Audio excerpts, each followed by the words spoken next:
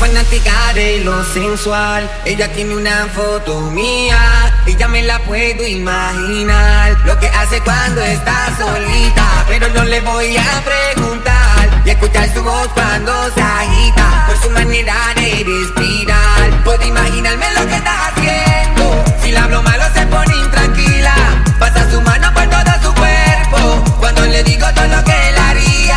Puedo imaginarme lo que está haciendo. Y eso que solo es una foto mía.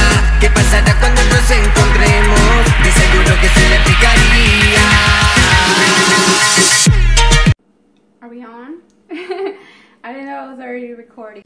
Hey everyone, welcome to Dancing with Bella.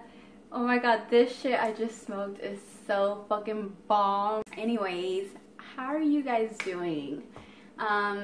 So today I wanted to talk to you guys about some serious shit. I had questions from you guys asking me to talk about investing and what to do with your money when you're stripping, and that's a really good question. Like, you don't know how many of us strippers are gonna stay broke and all the money we made is just gonna go down the drain.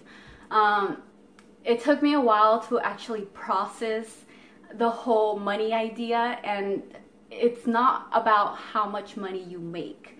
It's about how much you invest, doubling your money or tripling your money. That way you could be financially secure, or financially free, I guess you could say is a better word. If you really set goals for yourself and figure out where you want your money to go, then you'll know exactly where the money is going and what you're doing with it. So this is a big subject, and it's not only for strippers, it's for everyone. But I ain't even gonna lie, because it took me a while to get to this point and to finally see the whole picture and say, you know what, I gotta do something with my money. Something else I want to add on is that everything that I'm saying is stuff that I'm still working on. I fall back and then I have to pick myself up and be like, hey, you know what? Focus. No one's gonna take care of your future except ourselves. Nowadays, it's pretty hard for people to retire. If you go to Walmart, Target, Ross, whatever, wherever you go, you see that there's more older people that are working in those types of places because they don't have retirement and they never actually saved up for their retirement. And if you don't want to be one of them, make sure you take the steps in order to plan and identify where you want your life to go. A few years back, my husband was working in the oil field. I don't know if you guys are familiar with what it is, but it's really big in Texas. And while he was in the oil field, sometimes I would ride with him to work, since my schedule was pretty flexible as well. At that time, we both really got into listening to talk radio, and we came across Dave Ramsey. And if y'all haven't heard of him, go Google him, whatever you have to do, find Dave Ramsey. He changed my whole perspective of money. And basically, he has 7 baby steps that will get you to your financial freedom. So I don't have the steps with me. Let me look them up real quick. Basically, I'm going to read to you guys what the 7 baby steps say. And the first step is that you want to save $1,000 in an emergency fund. And that's very important. You want to have $1,000 backup. Depend how you budget and schedule and balance all of your bills and all that, we can save $1,000 pretty quick and have that emergency fund just in case anything happens. If you have kids, maybe your baby gets sick or you might get sick. As strippers, we don't get insurance. We have to go out ourselves and get insurance. If something happens, which I hope nothing happens to none of us, but it's possible that we fall off the pole or we slip, we break a leg, we twist an ankle, who knows what can happen. And just to have $1,000 emergency fund, I mean, to me it would be a relief. So that's the first step. The second step is pay off all debt with the debt snowball. I've talked to a lot of y'all on Snapchat, and some of y'all mentioned that you guys were going to school.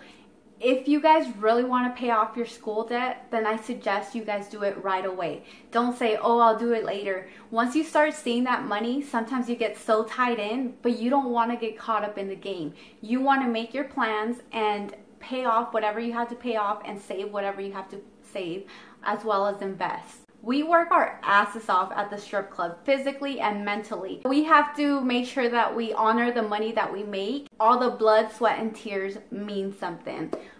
We don't want that money to just go to waste. Again, if you have any school debt, or if you're paying off a car, or if you're paying off a fridge, whatever you're paying off that you finance, make sure you try to pay it off as fast as possible. Growing up, my parents always told me, if you don't have enough money to pay cash for it, then you can't afford it. I don't drive a nice car. I don't live in the nicest house. I don't have the newest TV, the newest laptop, the newest this or that. If you were to come in my house, you would look at me and probably laugh. I don't have Wi-Fi. I don't have cable. I still have the box TV, you know, the ones from the 90s. I do have a phone where I have the internet and all that, but that's all I have. That's pretty much my little splurge. Weed is my main splurge, but honestly, like, I check myself once in a while, and I know that that's one of my main concerns, and I have to cut back on it. I still gotta have Mary Jane in my life, so I'm not gonna let that go, but I'm trying to process some other ways that I can still manage to smoke weed and not spend a lot of money. The same with food. If you can save money on food, I suggest you cook at home. Don't go out and eat every day, because in the end, that's just wasting money on food too. Also, if we eat at home, then that means that we can eat a lot healthier as well. It's really about sitting down with yourself and really being truthful with yourself and being like, okay, are you doing this and this and this? Like, I used to lie to myself and be like, okay, I'm not spending a lot of shit, but honestly, I would go shopping every weekend with my husband and spend all my money that I made that weekend, and it was just like, okay, now what? I have all this shit, but what am I gonna do with it? Now looking back, I pretty much bang myself in the head and be like, why? Why did you go shopping? You don't even wear some of that stuff anymore. But anyways, okay, let's move on to number 3. Number 3 says 3 to 6 month expenses and savings. So what you want to do is count up all your bills and calculate how much it totals out to be. After you've gotten the total, you want to calculate it and multiply it by 3 to 6 months. That way you can figure out how much money you need to have saved. And the 3 to 6 month money is basically like if someone loses their job. If you're married and your husband loses his job, then you guys have a little backup. Or if something happens, like I said, if we can get injured, whatever, then you have that money to get you through whatever you have to go through. Let's move on to number 4, and it says invest 15% of your income into Roth IRAs and pre-tax retirement plans. Everyone has their own perspective on what you're supposed to do with your money and how you're supposed to invest it. I like learning from Tony Robbins, Dave Ramsey, Robert Kiyosaki. I'm not sure if I said their names right, but if you guys ever get the chance, look them up too, because they have taught me so much and they have given me a lot of confidence, and I feel like you guys will learn a lot too. So many ways to invest your money. Like Dave Ramsey says, you could put it in IRAs and tax retirements, but you can also learn about stocks and bonds and all that. I don't know how you call it, stocks, bonds, and I forgot what else, but there's people who also invest in real estate. I feel like real estate is really good, but you don't want to borrow money from banks or anything. If you have the cash money to invest in real estate, then that would be a great start. I mean, you could rent out the place to somebody else if you want to, and then just build up more real estate and more real estate. But borrowing from banks, I feel like you're just putting yourself in more and more debt, and we don't want to do that. What we want to do is build wealth, not stay in debt. Instead of buying the latest laptop or the latest phone, whatever you're into, instead of buying that materialistic thing, why not buy a stock from it? I think when you buy a stock, you're actually owning part of the company. The goal is to think bigger, not just to be like everybody else. Everybody's doing the same thing. You see something and you want it, and you want this and you want that, but make sure whatever you're buying is helping you and making you more money. If you need to buy outfits, makeup for work, I feel like that's a necessity. As long as you don't overdo it, you know. Our job is to look good and try to seduce these men, so invest money on yourself, but also think like the bigger picture, you know. And I think I already said it, and I'm gonna keep saying it because that's what I'm trying to persuade in this video. Just look into whatever investment you're comfortable with. Everyone has different preferences, and maybe the way someone is investing their money isn't a way you want to do it. So just look around, research. Don't get yourself into stuff that you really don't understand, like any contracts or whatever.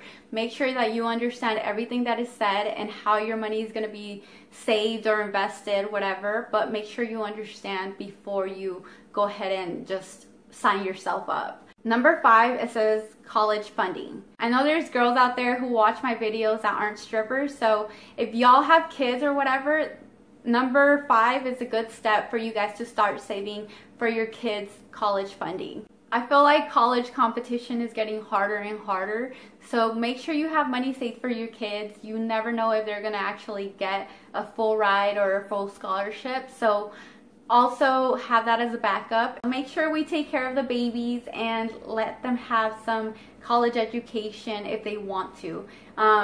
Everyone has an option, but I mean, if they want to go to college, then you'd be like, hey, you know what? I have this money saved for you to go to college if you want to go to college. So here it goes. Even if you put $20 for their college funding, just whatever you can afford, make sure you put money in their college funding. Eventually it'll add up. You just never know. You guys might have leftover money, and then you guys could party for graduation or whatever. So number 6, pay off your home early.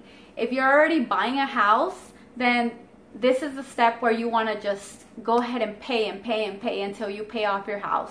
That way you won't have a mortgage anymore, and then you can own the house and not have that worry anymore.